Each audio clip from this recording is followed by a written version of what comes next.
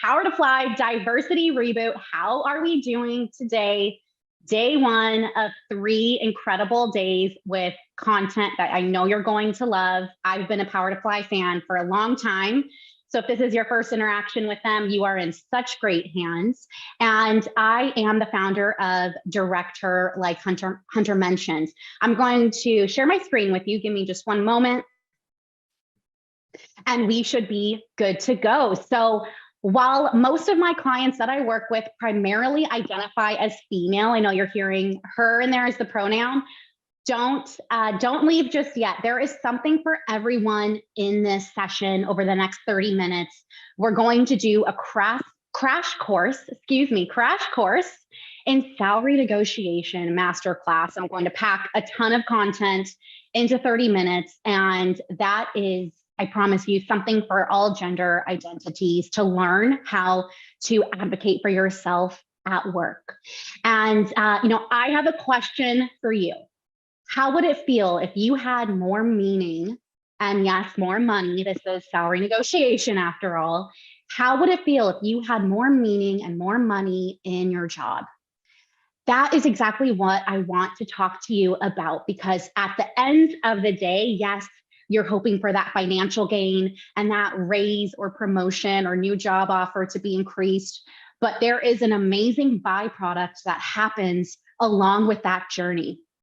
And what that is your self-advocacy journey, that confidence building, and you getting the chance to discover so much about yourself when you are learning to advocate for your pay and essentially advocate for you individually. And so that is what I mean by having more meaning and more fulfillment at work. It's that whole self-discovery process when we'll go through salary negotiation.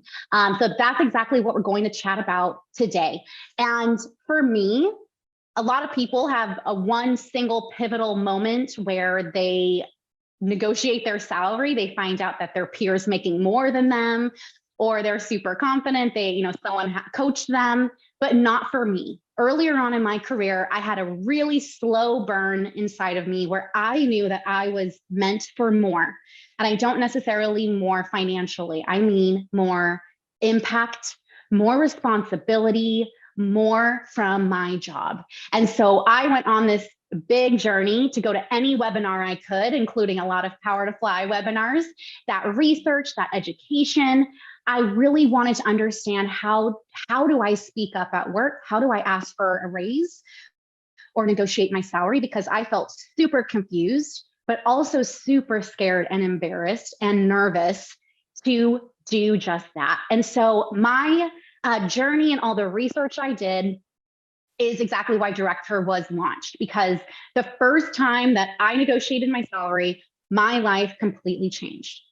And I don't mean that it financially changed. That would have been awesome. It definitely helped. But my life changed because I transformed my confidence level, but also my level of self-worth. And I had built it up to be this super intimidating and daunting scenario. I was so nervous for it. And once I actually did it, it was way easier than I had anticipated it to be. And so for you, the first time that you negotiate your salary, or maybe the first you've done it before and you had really bad experience or bad results, the first time you do it and you get the results that you want, your career and your confidence will completely accelerate. And so after I went through that journey for myself, I started teaching other women and coaching other women how to achieve those results that I learned to go help them advocate for themselves. So I essentially have been showing others how simple it actually can be, where it feels very intimidating and very vague. But you just need to have the right approach and the right intel. So what's different about me and my approach? Well, as Hunter said, I like to say I'm an HR insider, and that's because I know what it's like to be in your shoes, the candidate, the employee, wanting to ask for a raise or negotiate your salary. But I also know from my 15 years of experience in the industry, what happens behind the scenes on the employer side, the HR, the hiring manager side, the people who are controlling the budgets, the people who are determining what the salary range is. I know both sides of that story. And so I love bringing to light and dispelling those myths about what happens on the other side of the table. And that's exactly what I want to help you with and what I've been helping people with, because I know both sides of that picture and what you should be saying and why there is a giant salary range advertised on the job posting, like I get asked about so often. So DirectHer is a product of the training and the resources I did not have. And so I hope that it gives you a shortcut that I did not have during my career to really just close that gap for you and help you accelerate your career. Because here's the thing, more and more women are negotiating their salaries. A recent study showed that more women are speaking up and advocating for more. In that study, it showed that women do that more than men. But at the end of the day, women still undervalue themselves when they do that. And it's actually around 30% that women undervalue their worth. And so you need to have all of the education and the intel in the market to know what you should be asking for and approach it in the right way.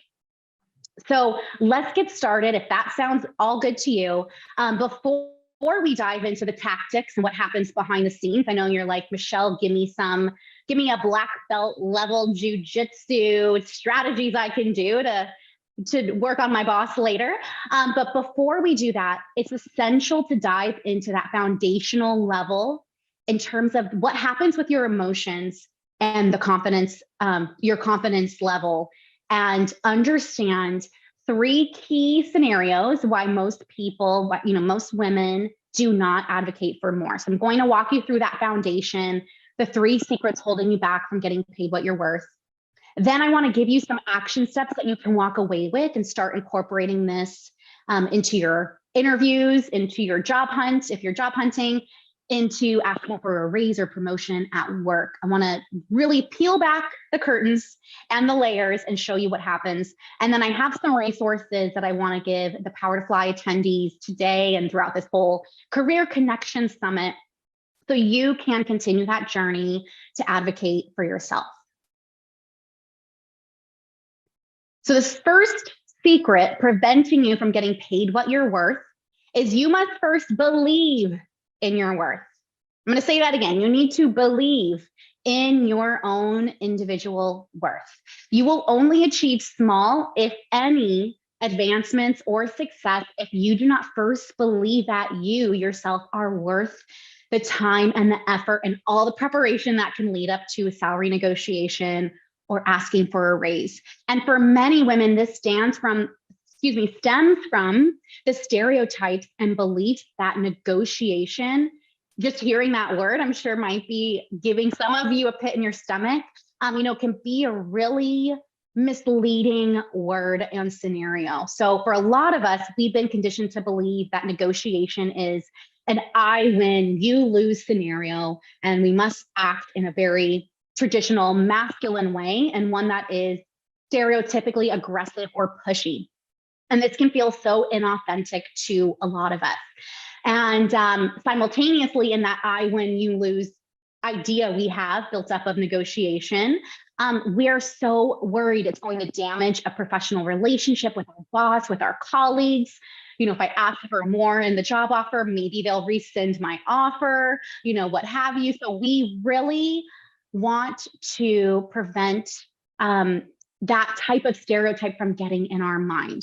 We want to change that script. So in reality, what negotiation really is a normal conversation. It's another type of a conversation. So we need to start reframing it, where all great negotiation is just great collaboration. Because if you break it down, there are 2 parties involved.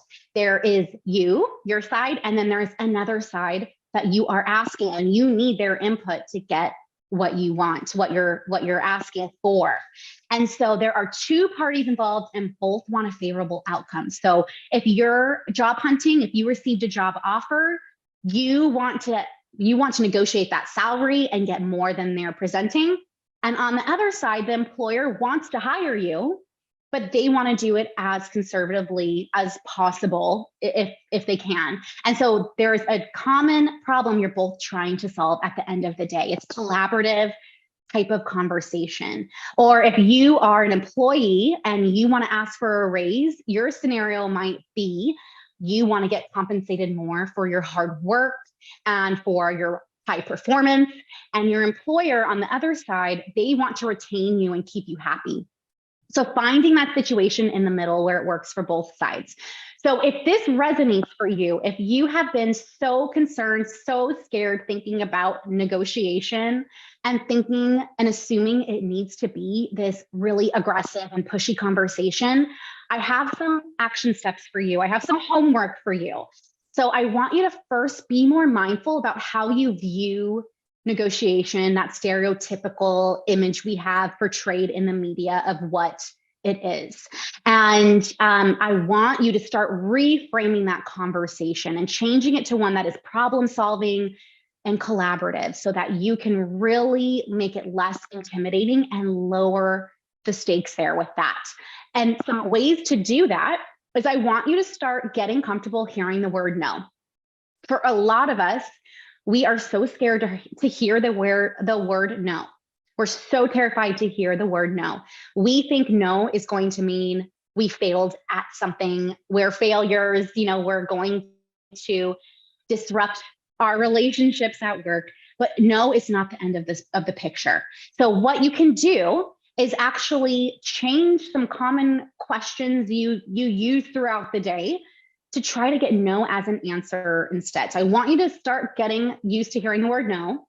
And one example of this that I like to do is, let's say you have a meeting scheduled with your colleague later today.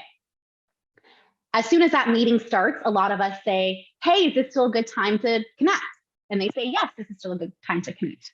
But of course it is. You scheduled that meeting, you're both there. They wouldn't come if it wasn't. But what you can do, for example, how this plays out is say instead, is this a bad time to connect?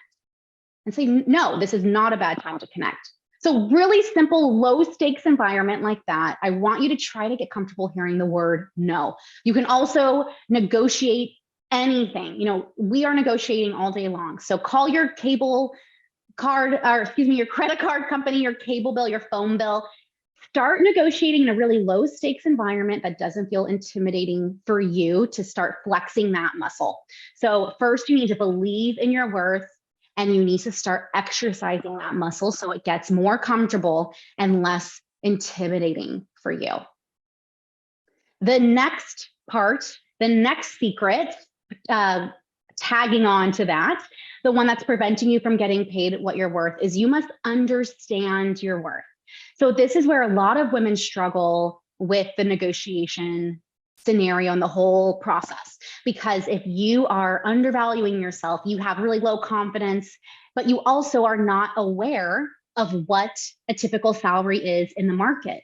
You need to have competitive benchmarking. You need to know what your actual number is. And so the reason a lot of us struggle with this is we have been taught to view speaking about money as very taboo.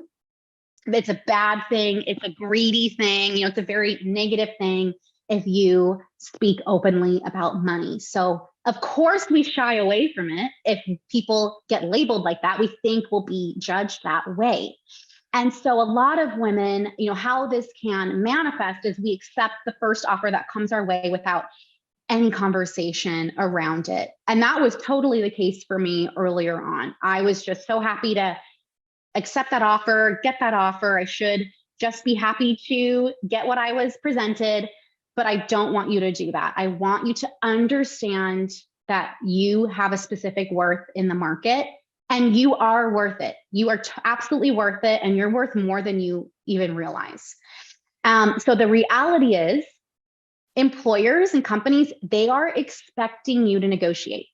They are going in with that job offer or that raise amount, that promotion amount.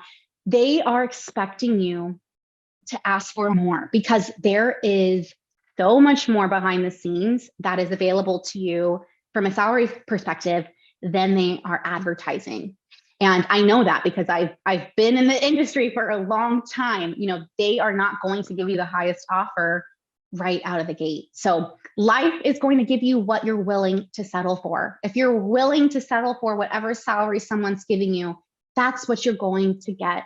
But you are worth so much more in the market with your skill sets, with your background, than you even realize. And so if we believe that we are worthy of that, that we believe in our worth, you'll start to build that confidence around advocating for your pay. And so to do this is to know your market rate. You know, when someone asks you, what are your salary expectations?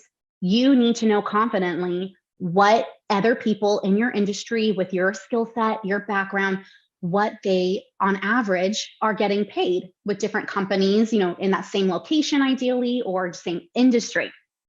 So I want you to investigate what you should be getting made, or what you should be making, your target salary number, based on similar companies and people with similar skill sets in your field. And so this is the exact reason I launched DirectHer. I've seen a huge lack of resources in the market. There's a lot for employers, but there's some like Glassdoor or payskill.com that will get you off to a start. They're free and they are a little limited in terms of the whole picture. And I want you to start investigating what are other companies paying. You can go on LinkedIn or any other job sites, probably even here with Power to Fly. If you go onto their internal the job listings page that they have for you, a lot of employers will actually list the salary range. There's so many states now that legally are required to do that. So start taking a look, start being aware at what numbers you're seeing for someone like you and your skill set and your industry. And that is something that I can help you with, or a professional can help you with, other career coaches. And so you cannot go blindly into those conversations, or else you'll really lack the confidence and that self-assurance to know what to ask for and to stand firm in it. And we're going to go into that more in depth too. So some action steps is to know your market rate. Like I mentioned, use that competitive benchmarking to your advantage. You're going into those conversations with a much better chance of success and getting those results when you know what the salary range should be from your side and from your research you've done. And then I want you to set goals for that too. I want you to set some salary goals, because when you physically write down with a pen and paper, old school style, not on your cell phone, not typing, when you physically write down your goals, people who do that are almost 50% more likely to achieve them. So that's something I started to do earlier on when I was on this journey, is I started to write down my goals that I wanted to achieve from a salary perspective. Every new job or every promotion, the ranges I was trying to hit and wanted to hit. So I encourage you to do that, mainly to just get more comfortable talking openly about money. That is a big struggle for a lot of us, but also to get that in your system, write that down, be really intentional with it, and then practice. Once you know your target salary number, I want you to practice it out loud so that when you do start saying it to your employer or to the team you're working with, your recruiter or hiring manager, when you're interviewing, I want you to practice saying it out loud so you feel completely confident and ready to give them that number. And last, the third secret keeping you from believing in your worth is that you must quantify your worth. And so a lot of us, this manifests in this way, where we think that if we work hard, we keep our head down, we don't disrupt anything or anyone, we don't ask for anything, we will get magically rewarded and noticed, and a raise will spontaneously appear. That is not the case, my friend. That is not how the world works in the corporate world. You do not get a participation trophy for working. And so you are in control of that. So a lot of us, tagging on to this, we view the process of advocating for ourselves as one that's selling ourselves or bragging and feelings that we don't like. We don't feel good about having to be, bragging about what we did. That's what we think how this is supposed to play out. And selling ourselves, we have a very slimy connotation with that one. And so the reality is that the only person in charge of your career development and your advancement is you. It's not your boss, it's you. It's learning how to sell yourself in an authentic way that feels really good and really comfortable for you. And this is going to be super important for your career trajectory and where you can go. So the way to effectively sell yourself without feeling slimy and boastful is to quantify your value. I'm going to explain what that means, because you are going to want to do this. If you're job hunting, you're going to want to put this on your resume. If you are headed into a raise or promotion conversation, this is the actual talk track you're going to use. So what you need to do is lead with value. If you're currently employed, you need to lead with massive, massive value. You need to have the biggest impact possible for the seat you are sitting in today. You need to differentiate yourself from everyone else on your team and impact the company in the biggest way possible. If you are interviewing, if you are job hunting, you need to articulate the value and the impact that you had in your previous or current position if you're still employed and you're interviewing. You need to articulate exactly the results, what you did, that you achieved, how you impacted those companies, and how you will bring that to them as your new employer. That's how you're going to be promotable. That's how you're going to differentiate yourself from all the other candidates out there. It's also how you're going to justify that big salary you're asking for. This is the proof behind that salary you're going to advocate for. This is the reason why you are asking for it. And so, for example, this is what I want you to do, the action step. I want you to think about, you don't have to do this right now, sometime today or this week. Think about at least one thing you achieved in the last 6 to 12 months at work. One thing. If you can think of more, that's fantastic. I want you to think of one thing you have achieved. That's something you could have personally built or led or influenced, being on a team or project, something like that. And then I want you to quantify it. I want you to add data to the outcome, to the results. What happened when you achieved this specific thing? What was the impact to the company? And when you do that, it takes it from feelings to facts. So you are selling yourself without even feeling like you're selling anything. Again, a lot of us really struggle with feeling like we have to sell ourselves and the feelings around that, the negative connotation around that. So it takes it from the feelings, the emotions, to being factual, turns it into data. So here's an example. Let's say I'm on the HR team. I built a new onboarding process. That's my action. Over the last 6 to 12 months, I created a new onboarding process for new hires during their first 3 months at work. The way to take it one step further is to quantify it. So I want you to add the data to it. So I created a brand new HR program, an onboarding program for new hires.